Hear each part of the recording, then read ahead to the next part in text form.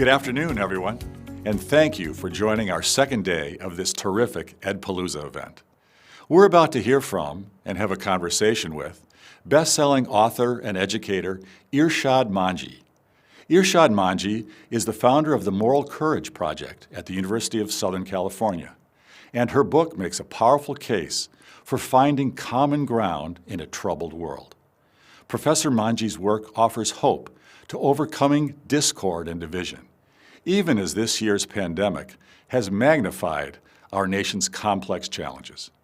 From my perspective, especially as a former governor and with experience in the political process, I know the path forward through crisis demands an ability to talk with each other, to have a respectful conversation, and yet still ask the difficult questions, to model civility when listening and talking to people with perspectives very different from our own. It's about finding common ground in a fractured world, creating unity without uniformity.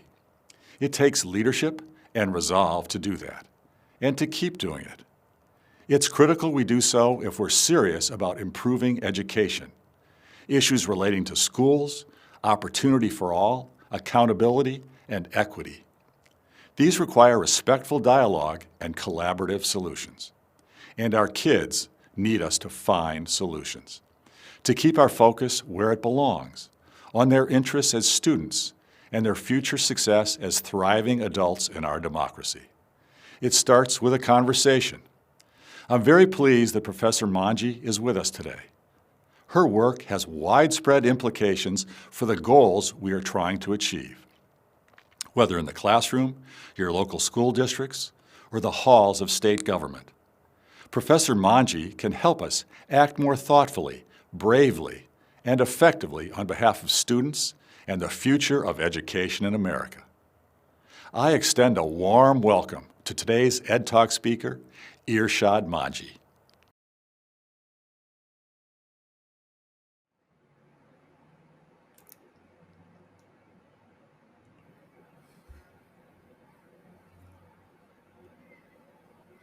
Well, I'm so pleased to be here, and thank you so much, Governor Bush, and to the board and the wonderful staff at ExcelinEd for this really quite amazing platform. I hope this morning, well, morning my time, we will be able to teach a little bit about the art and possibly even the science behind what I call public listening. And public listening is a phrase that has not yet been coined. When it comes to leadership, we always hear about public speaking, but we've never heard about its corollary, a healthy complement to it, and that is public listening. And I think it is the key to both seeking common ground, but at the same time, ensuring that we stand our ground when we think that that's necessary. You can do both at the same time, and you can reach consensus and important results that way. Overall, public listening is the foundational skill of moral courage.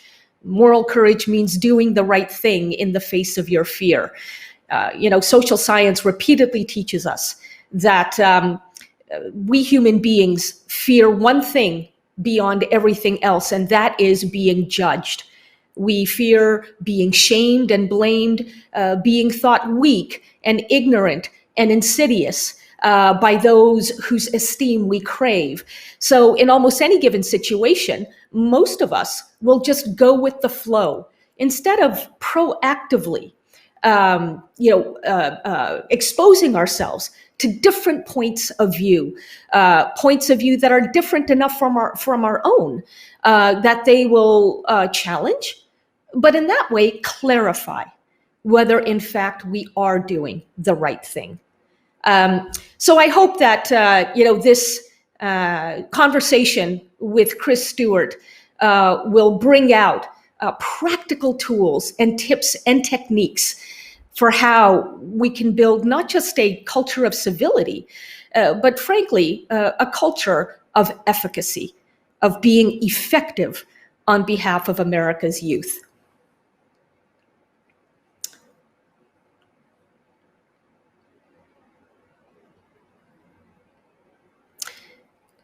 Chris, can you hear me?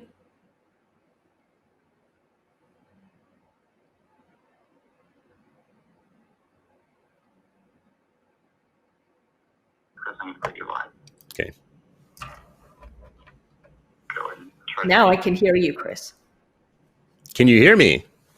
I can. Oh, great. Well, welcome, Professor Irshad. We were having a little bit of technical difficulties with getting me in, but I'm so happy to speak with you this morning because I believe you've just laid it out and others have laid it out. We have a very large and complex social problem, not just in the United States, but probably in the world. And you are uniquely qualified to help us understand this problem. Specifically to the United States, I would love to ask you just at the outset, about this moment that we're in right now. We're in between a former president and an incoming president. The world is on pins and needles for partisans, for people who have deeply vested interest in one side or another. And everybody seems to be a little bit on edge. And I think yesterday I asked you the question that I think perplexes me the most about this is in a country where we can have an English breakfast, we can have pizza for lunch, we can have Chinese food for dinner, we can have a barbecue in our backyard, and it's representative of the world. Oftentimes the people that come and the dishes that they bring, we're a marketplace for the world. Why would we specifically have an issue with being able to communicate across lines of difference in the United States? I would suggest that the most straightforward answer to this very complicated question, Chris, is this. Transaction is not the same as interaction. And here's what I mean. You mentioned that, we can have an English breakfast and pizza for lunch and tacos for dinner. That doesn't mean that we're developing relationships with people who come from cultures in which the majority of folks eat tacos or pizza or, the English breakfast. In other words, if all we're talking about when it comes to diversity is the tokens of this or that culture, we may have multiculturalism, but that doesn't mean that we have multiple relationships with people who think very differently from us. And I believe that diversity of viewpoint has to be part and parcel of diversity itself. If for no other reason than this, Chris, the kids I'm teaching today, who are in their teens and early 20s, will be responsible for contributing to and quite possibly coming up with enduring solutions to problems that have become existential to this republic. And if they don't learn how to communicate across lines of disagreement, then whoever they are engaging will feel unheard. And we know over the last 10, 20 years that feeling unheard is central to then making people perceive themselves to be humiliated. And that allows any demagogue on the left, on the right, to tap into those feelings of humiliation. The point is that if we're not role modeling as adults and further teaching our young people how to disagree constructively, then the needle of national repair won't move. All that will move is the hamster wheel of dogma. Their dogma, our dogma, and we'll be going round and round in circles with the noise amplifying and the cynicism deepening.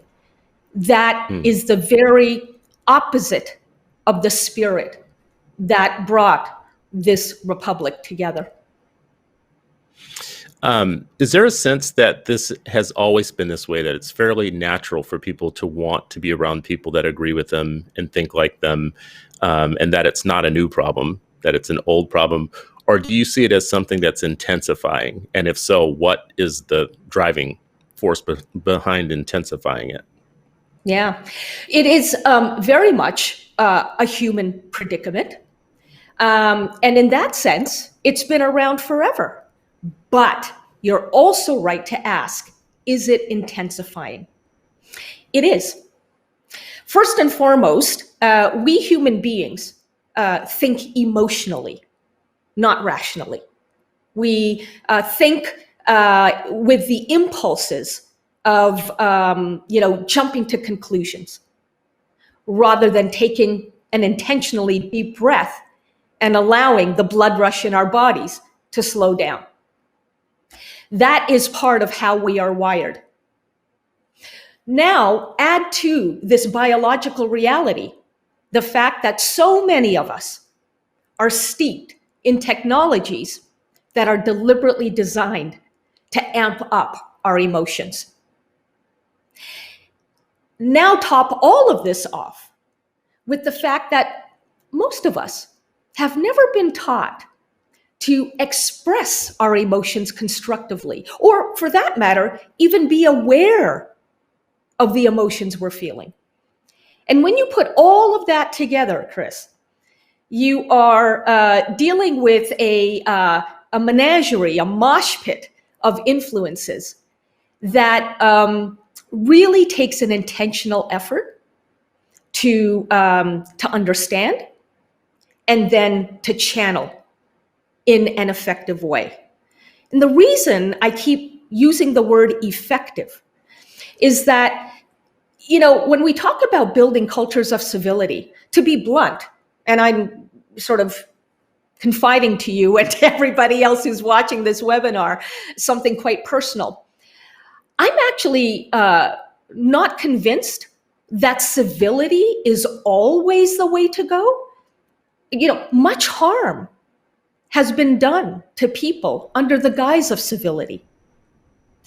But I am convinced that the reason to learn how to communicate across lines of disagreement before disagreement becomes disdain is precisely that. No one, not me, not you, nobody who is watching this webinar today, not any single one of us has all the answers. And we have so much to learn from one another. If, in fact, we can tame the ego, the function of the primitive part of the brain that is constantly scanning for threats, and this is key in today's world, the ego that is constantly confusing mortal danger, which we do not feel most of the time, with mere discomfort, which is what we feel when we're being disagreed with. That's why I hope today I'll be able to offer some concrete advice for how to move beyond the impulse to feel offended, to feel threatened, to feel dehumanized, when in most cases, all that's happening is that somebody is expressing a very different viewpoint than the one that we are confusing with our own identity. To the concrete thing, we talked about this a little bit yesterday, that Americans love 3 steps and 5 steps and 10 steps to better health, right? So we definitely will come back to the steps. I do want to ask this question around, like, we have multi-billion-dollar diet industry, for instance, and we're not losing weight. And when it comes to diversity, we have probably the similar version of the diet industry when it comes to diversity. We have a huge diversity industry. We've had all these books and seminars. I can think back to the 1990s. I took the Men Are From Mars and Women Are From Venus corporate class at a corporation I was working at, whatever. And I thought I'd be all okay. I'd understand women after that. But here we are all these years later. We've had all this talk about diversity. You are provocative in saying that we've been talking about superficial diversity. I think you just touched a little bit on the viewpoint diversity that's missing. But can you say more about superficial diversity that we have to stop chasing and maybe the better diversity that we would look for? Sure. Well, if all we're doing, those of us who are interested in practicing and advocating diversity, if all we're doing is reducing diversity to demographics, race, gender, sexual identity, religion, then by and large, we are, championing cosmetic diversity. There is a deeper kind of diversity that respects everybody's individuality without treating people as tokens of this or that group. And that kind of diversity is what I call civic diversity. It means that you recognize that people who are part of your world, fellow citizens, whether of this nation or of the globe, do not always think the same way as those who look like them, those who have the same skin color as them, those who are, women like I am, or a person of color like you are. That we never stop being individuals, even as we belong to identifiable groups. And when we respect that kind of individuality, Chris, we are recognizing the uniqueness of every human being, and this is key. We are embracing individuality, not individualism. Individualism states, I'm out for myself and I don't care if I benefit. I don't care if my society benefits. That's individualism. Individuality states, I am myself, my whole self, especially if I take issue or depart from, other members of my group on this or that topic. And my community benefits when I'm able to express my point of view without fear of being judged immediately for, bucking the crowd. So that is the kind of civic diversity. And why do I bring in the idea of civic in this kind of diversity? Because when we build a culture, whether within our organizations or within our families, within our schools, and thereby within our nation, the kind of diversity in which people can trust that I will get my say. Everybody has a chance to express him or herself without being immediately judged for whatever position they take. Then trust develops. And that is the missing ingredient in the kind of diversity that so many others practice. It is that the kind of diversity that is imposed on people, that you must believe this, you must speak this language, you are not allowed to think that, and you will be branded a racist or a misogynist or a phobe of some kind if the clumsy question that you ask or the awkward statement that trips off your tongue is caught. You will be branded. That is not a recipe for trusting relationships. And this is why I think it's so important that the kind of diversity we teach to a new generation, let alone that we practice ourselves, has to be the kind that doesn't intentionally inflame the culture wars. There's just too much at stake. The very republic is at stake. Do you feel like, though, there are a lot of rewards to sticking with your tribe? There's a lot of, I think, social, potentially economic and political rewards to sticking with your tribe. I mean, what's the reward for trying to be broad-minded and, trying to overcome difference? I don't see the payoff immediately. What's the payoff? Actually, there is a great payoff. And it's much more, shall I say, practical than mere integrity. The payoff is this. Counterintuitively, if you have a position that you believe is right on any given issue, by the way, it can do with diversity, but it doesn't have to do with diversity. Any position that you take that you believe is right and that you're not being heard on, counterintuitively, the way to be heard is to hear others first. You know, I bring in behavioral science into the work that I do with legislators and policymakers and even activists. And I remind them that there is one ironclad, non-negotiable law of human psychology, and it is this. If you wish to be heard, you must first be willing to hear. Why? Why does it work that way? Because if you go into a conversation that could be contentious, stating where you're coming from, you're automatically telling the other, I don't really care about you. I'm going to tell you why I believe what I believe. And if you can, squeeze a word in edgewise about where you're coming from, good for you. But that's not really why I'm in this conversation. And when we signal to the other that we don't really care about them, their emotional defenses go up. And that's when all kinds of noise begins in the brain. The noise that states, you're not going to listen to me? Well, then I'm not going to listen to you. And therefore, I'm not going to actually try to understand you, Irshad. I'm just going to try to one-up you. Mm-hmm. That is how potentially constructive conversations become destructive debates.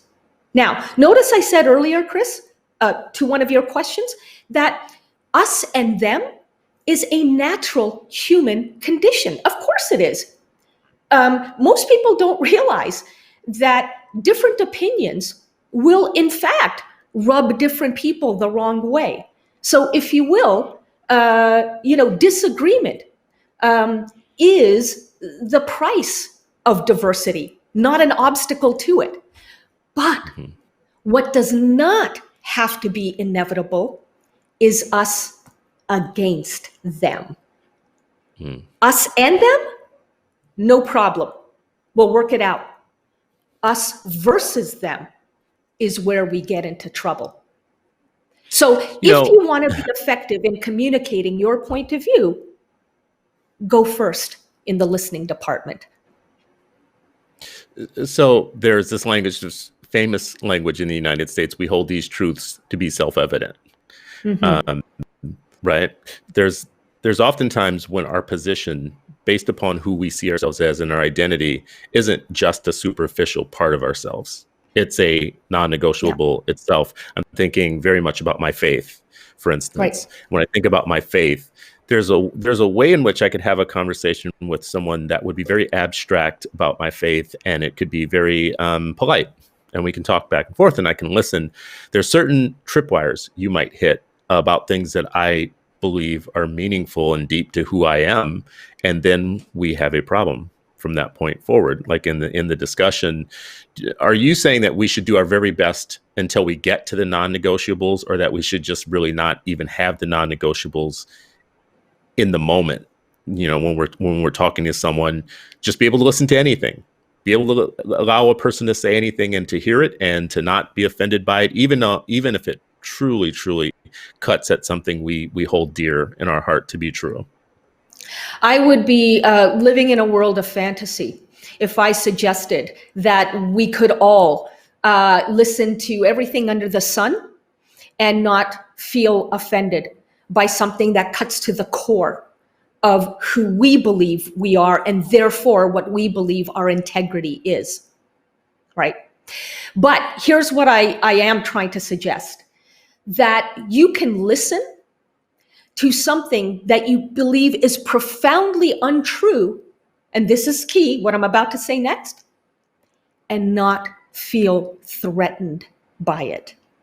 Now, if you were going to say to me, Chris, I hate all Muslims, and that includes you, Irshad, and I'm working for the day when you and your people will be obliterated from the face of this earth, obviously, I'm going to feel threatened by that.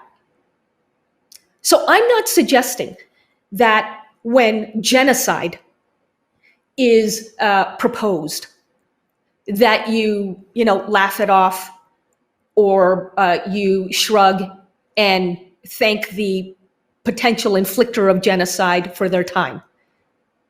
There's no need to caricature, what I'm trying to suggest.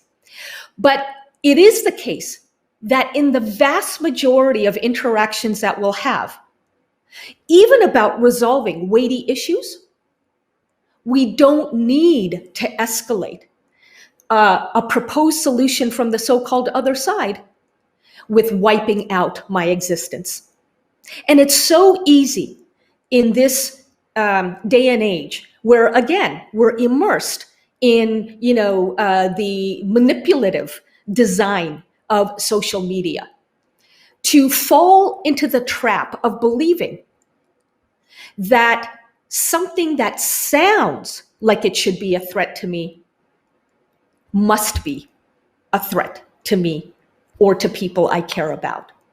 Before we can decide that, we have to engage. And let me explain very briefly, Chris, what I mean by engage. I'll tell you a quick story. I have a now former student, young woman named Genesis. She was born in the US South, and she profoundly opposes the Confederate battle flag. Her grandfather was murdered by the KKK.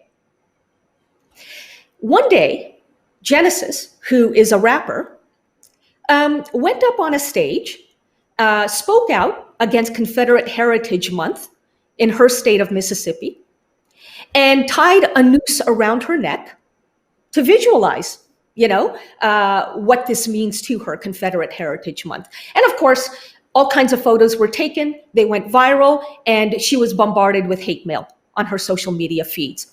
But as she was scrolling through her feeds, she noticed a message from someone whom she vaguely recalled, a young white guy named Lewis. She vaguely recalled him from her kindergarten days. They hadn't spoken with each other, let alone seen each other, for 25, 26 years. He said to her, Genesis, I don't want to see you dead, but I do really disagree with you about the Confederate battle flag. Now, here's the thing. She could have taken that as a threat to her existence. After all, look what happened to her grandfather. Instead, through the skills that she learned in the class about moral courage that I taught, she decided to take a deep breath, invite Lewis to her backyard to sit down over lemonade and hash it out. To his credit, he took her up on the invitation. And the very first question she asked him at that backyard summit was, how does that flag make you feel?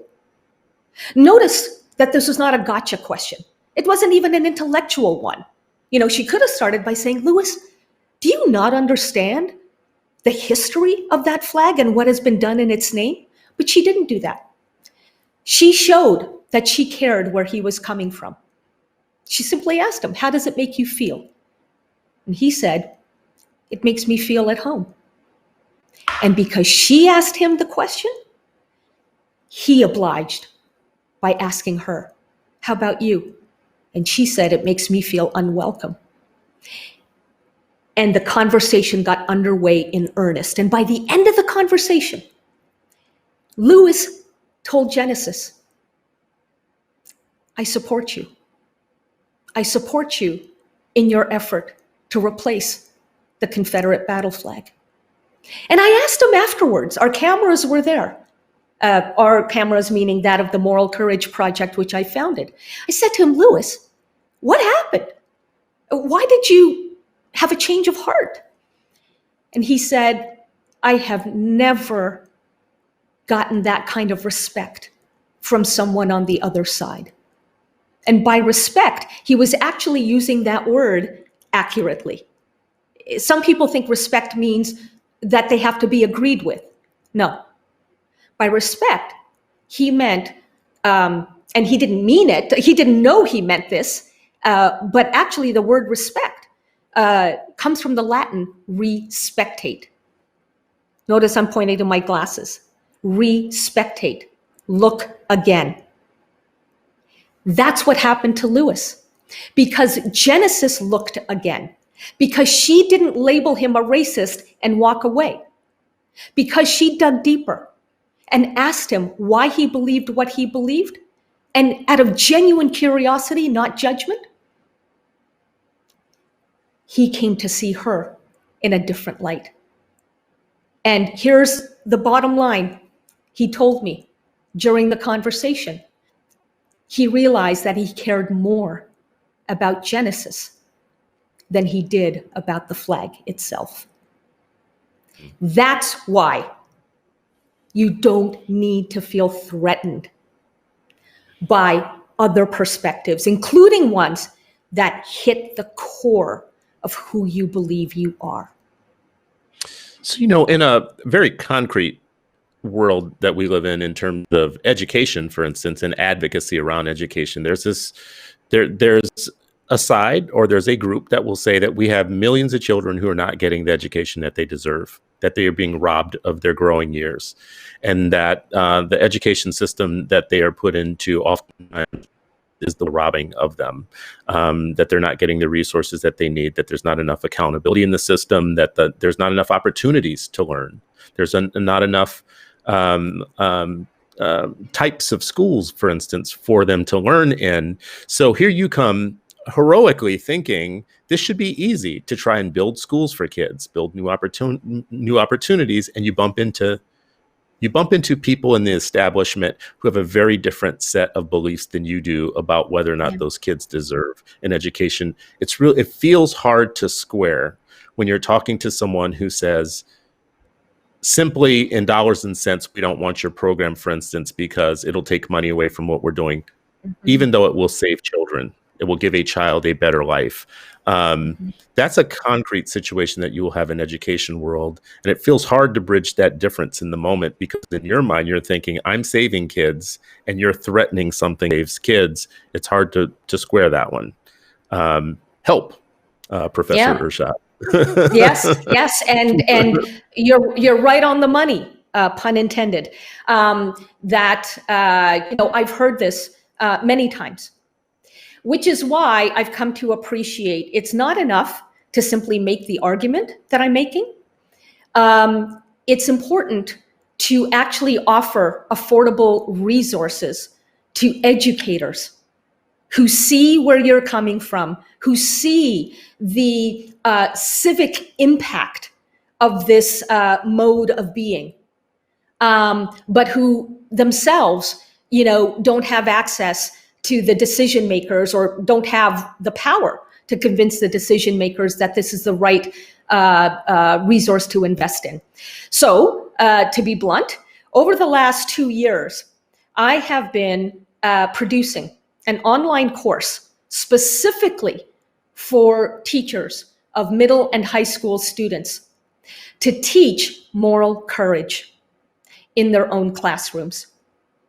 And the course, will be affordable enough that any teacher who thinks that this is important to his or her professional development, and to be honest, to his or her personal development as well, because teachers have to convince, their so-called superiors of certain things that they get resistance on. So this course will be available as of next January 2021. But here's the other thing, Chris. I also appreciate that teachers can be gatekeepers who feel that they need to protect students from certain points of view. Now, that word protect, I put in quotes, because children are not protected when we fail to expose them to the messy reality of our world. We're not setting them up for success in an ever-changing world. If we say there are certain, perspectives that they should never have to navigate. So I think it's also important for somebody like me to create programming for young people on social media that they can come to without needing the permission of their schools. The point is this, that for as long as we live in a relatively free and increasingly diverse society, those of us who advocate open-mindedness and those of us who want to repair our national fabric through constructive conversation and shared action, not through extremist ideologies, we have to be as innovative and as experimental as we can. We can't let ourselves take no for an answer. My mom always taught me, when God closes one door, he opens up 60 others. And it's incumbent on people like me to work with innovators in education and beyond education to find those 60 other doors on behalf of my nieces and my nephew and your children, so that they really can build their moral courage muscle, which will set them up with the power skills to ensure that they can stop disagreement from becoming destructive disdain. I feel like we had the same mother. I heard the same thing growing up. This question, there's a decline in relationship building. There's a decline in us doing things together. You and I talked a little bit yesterday about Robert Putnam's work around bowling alone, and we just don't join things together anymore. Church participation is going down, participation in bowling, leagues and PTAs and all of that. And at the same time, we're in a swipe left, swipe right society where love relationships are being developed on Tinder with a swipe to the left and the right.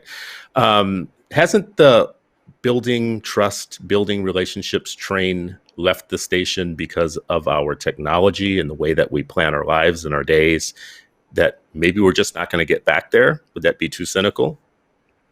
Tell that to Lewis and Genesis, the two young people whose story I just shared with you. And that's just a story, Chris, that we know of. There are so many others that don't get to air. And that we really need, we meaning, again, people who advocate for national repair, we need to be focusing on the bright spots, not merely carping on what's gone wrong. Because if we don't focus on the bright spots, then not only will we be demoralizing ourselves, but also we will be suggesting, quite wrongly, to all kinds of other people that what we're talking about today is not possible. Now remember, news media will always focus on the negative. After all, that is what appeals to the primitive part of our brains, and we all have a primitive part of the brain. That is what appeals to the part of the brain that is constantly scanning for threats. So if we only go with what news media is feeding to us, we will get a very lopsided picture of reality. All the more reason to supplement what's going wrong with what's going right, and crucially, why it's going right, how it's going right.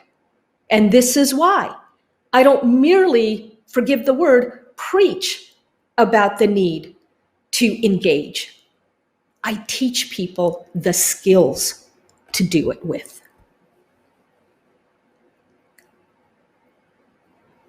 been either the target, or I don't know what you would call it, the target or the victim of so-called cancel culture because of the books that you've written, some of the provocative things that you've said, and that you've put into the public record. Great thinkers have had this happen to them all across time. So you're not the first, you won't be the last. But how have you dealt with it in terms of wanting to keep going? Where did you get your moral courage from in those moments as you're being canceled, which feels very alienating, makes you feel very alone in those moments? Yes. Where's your courage come from? It comes from two seemingly contradictory sources, seemingly contradictory. One is faith. Prior to teaching moral courage, I was known as one of those rare Muslims who immediately after 9/11 called for reform within my faith of Islam. And by reform, I mean letting in the fresh air of individual liberty and human rights. And I was very much canceled every day for years by people who accused me of doing this for fame, money, glory, and many who tried to, convince me that really I'm not Muslim at all. I'm an atheist, and who canceled me because they realized that my faith has only grown deeper in an ultimate power. I found great comfort and still do in my faith. That's number one. But the other source of my own stamina is science. Here's what I mean. For my latest book, Don't Label Me, I had to study neuroscience, social psychology, cognitive psychology, in order to understand why we human beings operate the way we do, why we have the best of intentions and then falter, why we have to turn the really hard things into habits so that we're not overthinking and dissuading ourselves from even giving them a try.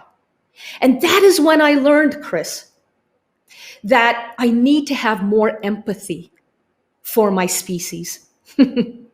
Because given the way we are wired, again, that primitive brain, the ego, that is persistently scanning for threats, it's no wonder we find reaching across the aisle so difficult.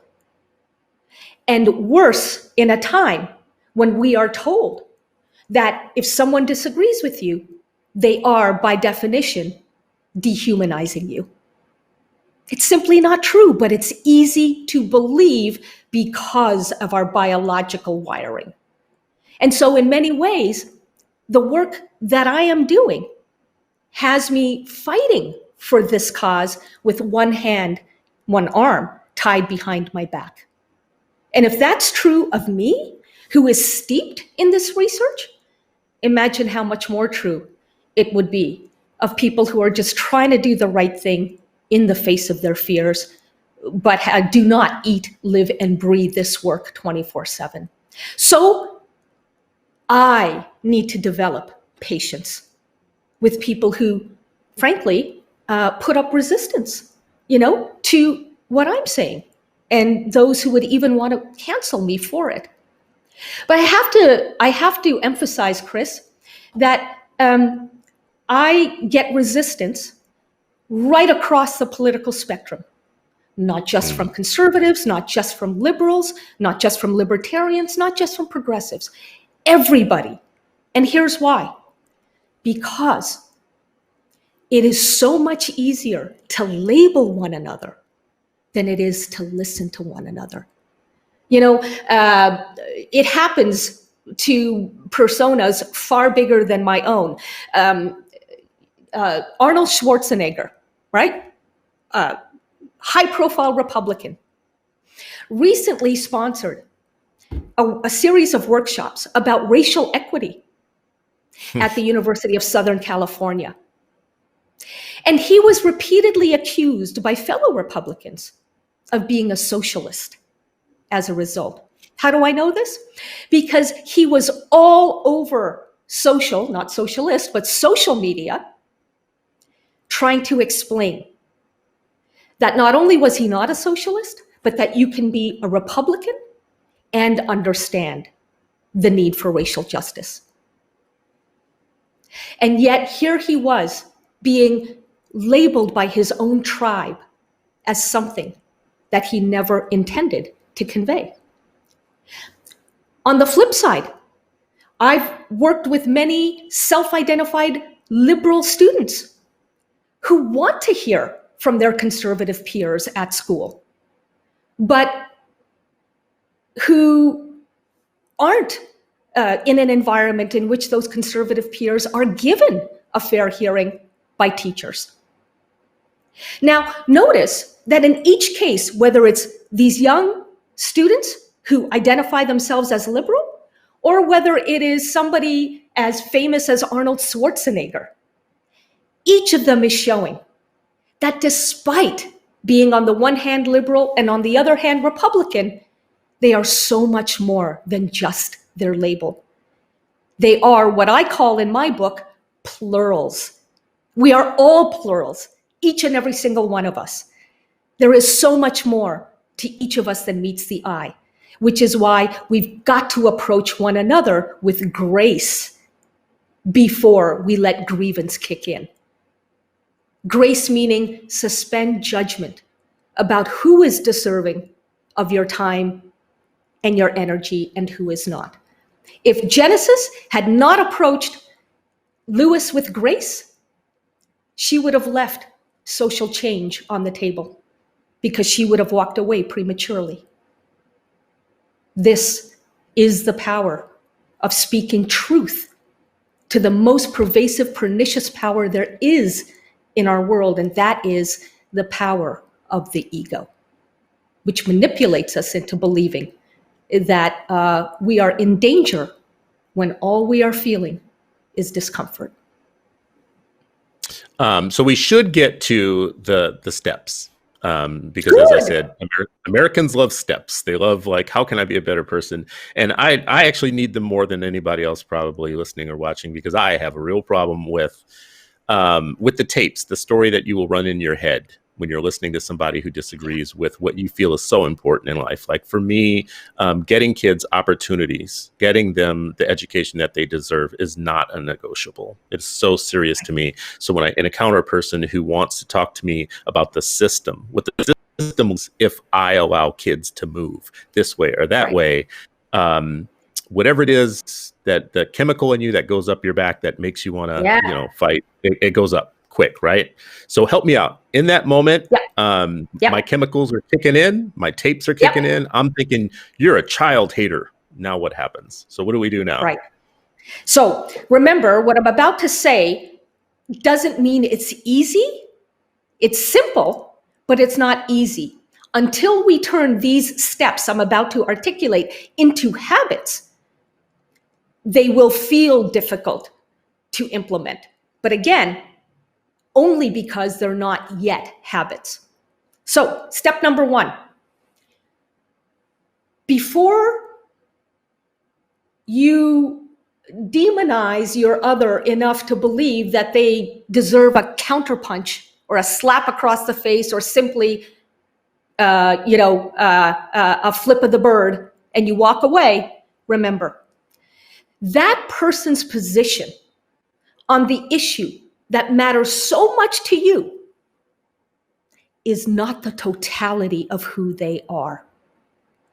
Every single one of us is a plural, which means that you're not seeing yet all that there is to see about them. So remind yourself that just as you would not want to be judged by them for your position on this issue, go first and find the commonality between the two of you. Commonality builds trust. If you know nothing else about this other person, Chris, than the fact that they profoundly disagree with you about this all-important topic, tell them, look, I know that you are so much more than just this issue. And as a result, I'm not going to judge you for this position as if that's the whole of who you are. We share something in common. We are plurals. And I hope, therefore, that you won't judge the totality of who I am based on the fact that you disagree with me. Okay? So you've set the stage for a constructive culture of the conversation.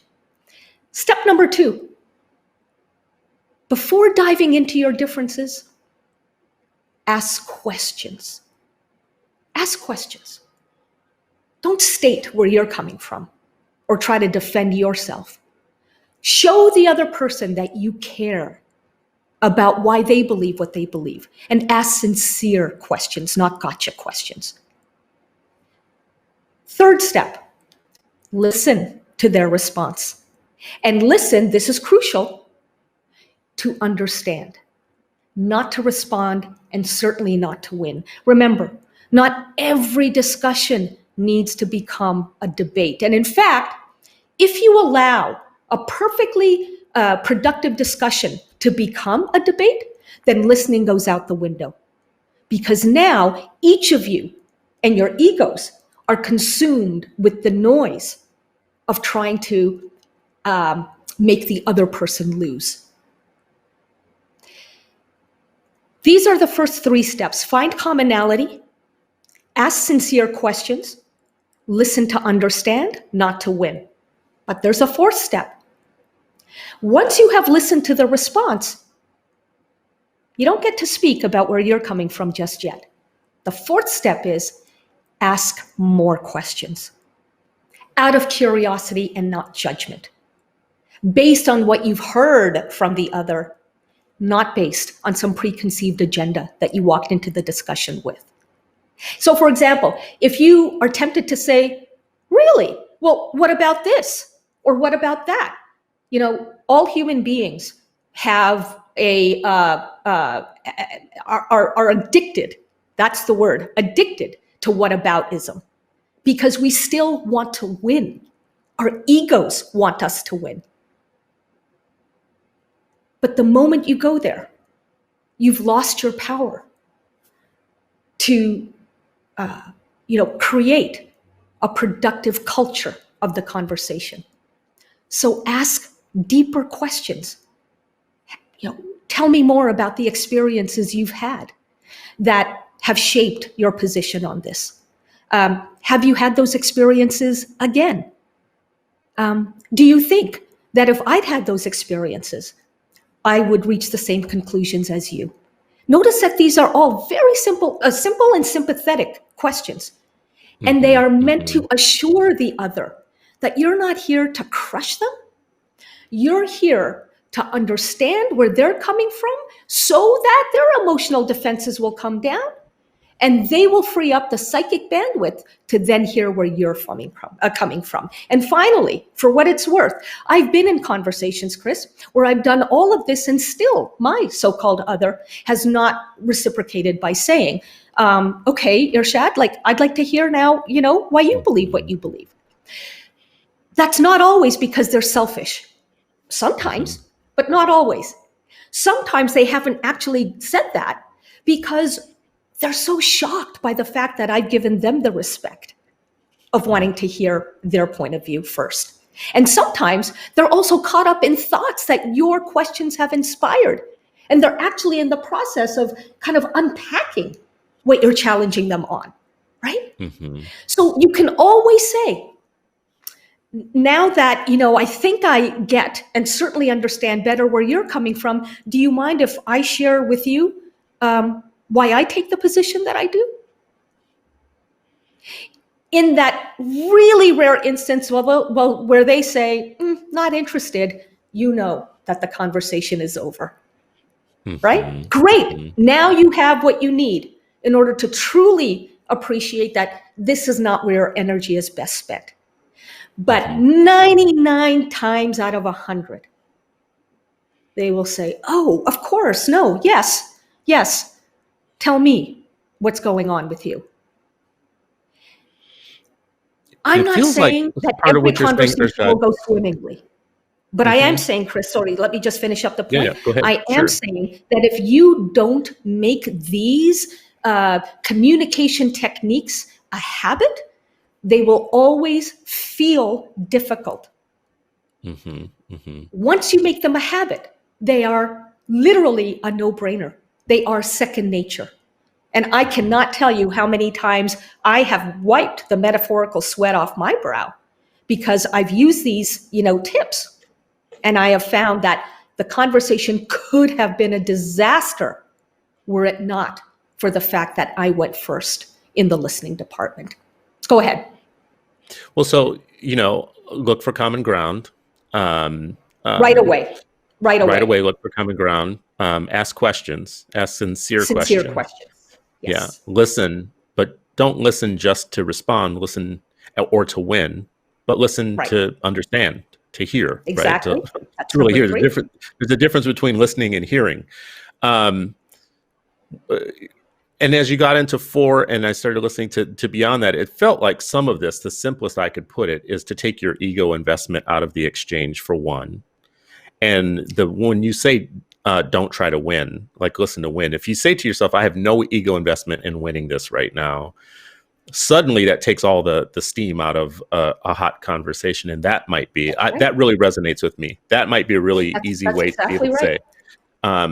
You think that works for a politician? And we're wrapping up on time. We're coming close to time here. But for a politician who's trying to reach across the aisle and the benefits, the rewards aren't really great for reaching across the aisle oftentimes. Do you think all of these steps still work for that person too? Not only do I think this, I know this because I've worked with many politicians who, at the local level, for example, who know that stuff needs to get done. And that they are the ones who have been trying to get others on board with their vision, right? So these are the skills that they've needed in order to bring others on board. And this is the great counterintuitive, magic of all of this. It's not magic, it's science, but you know what I mean, is that if you seek to win, you will not win.